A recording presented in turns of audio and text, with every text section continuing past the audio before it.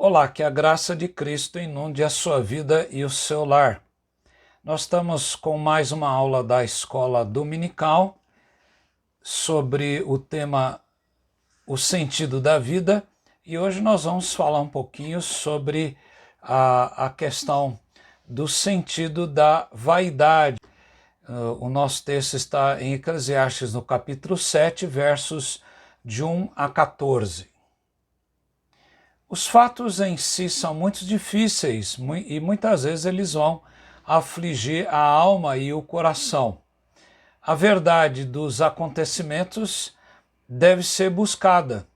Entretanto, o que acontece é que não basta saber dos fatos, especialmente aqueles mais notórios, os negativos, pois eles estão sempre à mostra. Veja, por exemplo, que para que haja a cura de uma doença, necessita-se então do diagnóstico, ou então de uma vacina e de seu tratamento, ou então da eficácia dessa vacina, por aqueles que têm o conhecimento destas enfermidades. No contexto do capítulo 7 de Eclesiastes, o pregador, o correlete, ele tenta aqui tratar do futuro e dos acontecimentos da própria vida. A visão é realista demais e chega a certo ponto que se torna, então, até pessimista nas suas constatações.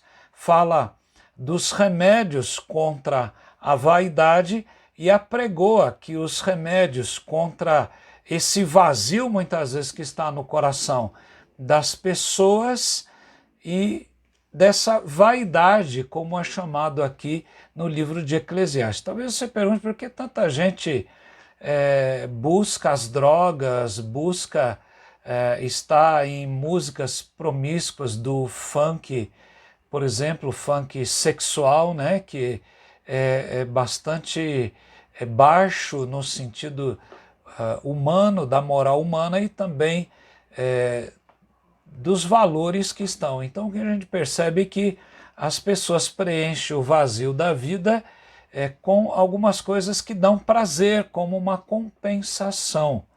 Mas o que a palavra de Deus fala a respeito dos remédios contra esse vazio, né? O primeiro remédio que a Bíblia fala contra esse vazio é a boa fama. Aqui em Eclesiastes capítulo 7, no verso de número 1, diz: melhor é a boa fama do que o unguento precioso, diz a primeira parte aqui desse verso 1.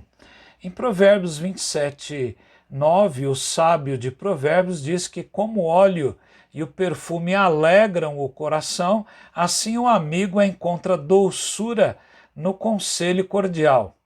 Embora o óleo e o perfume eles vão alegrar o coração, no entanto o pregador diz: melhor é a boa fama do que esse perfume, ou do que esse unguento precioso. Qual é a razão? É porque o bom nome e a estima valem mais do que os bons perfumes, as boas riquezas ou o poder e outras coisas que podem se tornar ídolo do coração das pessoas. Em Provérbios 22, no verso 1, o escritor de Provérbios diz que mais vale o bom nome do que muitas riquezas, e o ser estimado é melhor do que a prata e o ouro. Então veja que o primeiro remédio contra o vazio do coração é a boa fama. Quando alguém está procurando não uma glória pessoal, mas fazer com que o nome de ser um cristão, de ser um servo de Cristo, seja algo importante na geração onde ele está vivendo. Não só ele viver como qualquer mortal, mas ele entender que a boa fama é algo que ele deve procurar e que preenche esse vazio do coração. O segundo remédio contra esse vazio, essa vaidade, é a realidade do luto. Veja o que ele diz na segunda parte do verso 1 e no verso 2. Melhor, diz ele, é o dia da morte, melhor do que o dia do nascimento. Melhor é ir à casa onde há o luto do que ir à casa onde há o banquete, pois naquela se vê o fim de todos os homens e os vivos que o tomem em consideração. Para o pregador, o futuro não tem garantias e é inútil esperar pelo melhor. A criança que nasce morta está em melhor estado do que alguém que vive uma existência em decepções. Ele já disse isso lá em Eclesiastes 6, dos versos 3 a 6. E ele diz aqui que o dia da morte é melhor do que o dia do nascimento. Qual é a razão dele falar sobre a realidade do luto, desse momento tão grave de dor e de perda para as pessoas? É porque o luto, ele é uma realidade. Não há maior prova do que o luto, de nós observarmos a pessoa que era tanto ligada a nós, tão afetiva a nós, aquela pessoa de uma hora para outra ela acaba morrendo. Então veja que ele diz que as pessoas devem tomar em consideração, os vivos devem tomar em consideração a realidade do luto. Ele não está falando que o luto é melhor do que a alegria. Ele não está comparando a alegria melhor do que o luto, mas ele está dizendo que no luto há exatamente alguém que está se colocando mais dentro da realidade da própria vida. E se Deus chamar alguém tão significativo para você, qual será a sua reação diante de Deus? Você vai odiar a si mesmo, odiar aquela pessoa que partiu, odiar a Deus? Qual a sua reação? A realidade do luto nos mostra algo importante para a própria vida, e é isso que ele nos chama então a considerar, então a analisar diante da própria existência. A terceira razão que ele coloca como remédio diante do vazio que o homem tem, não só a boa fama ou a realidade do luto, mas ele vai mostrar que é preciso que as pessoas tenham, então, paciência nas suas lutas, nas suas tribulações. Nos versos 3 a 4 e no verso 7, ele diz, melhor é a mágoa. Veja a expressão que ele sempre usa, melhor. Melhor é a mágoa, ele faz uma comparação. Melhor é a mágoa do que o riso, porque com a tristeza do rosto se faz melhor o coração.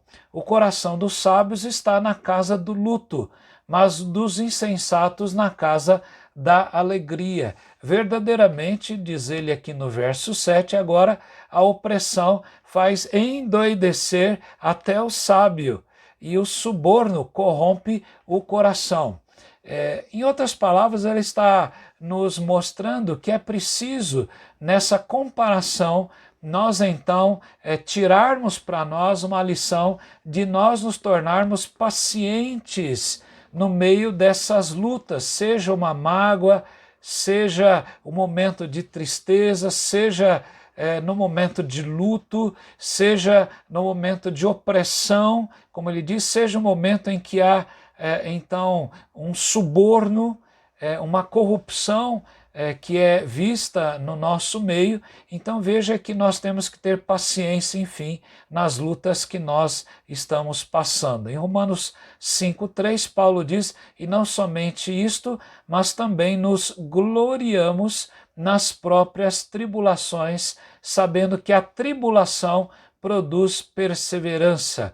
O salmista, lá no Salmo 25, verso 17, ele dizia ao Senhor, alivia-me as tribulações do coração, tira-me das minhas angústias. Então, em outras palavras, as Escrituras nos recomendam paciência nas tribulações. Veja que não só a boa fama, a realidade do luto, ou a paciência nas tribulações, mas as Escrituras nos mostram como remédio para o vazio ou a vaidade do coração, a sabedoria da vida.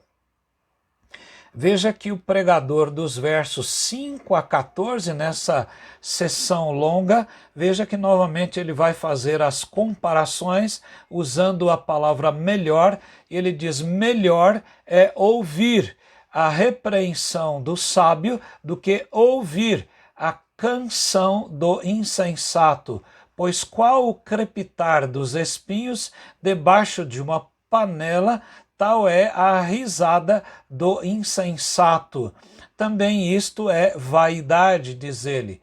No verso 7 ele diz: verdadeiramente a opressão faz endoidecer até o sábio, e o suborno corrompe o coração.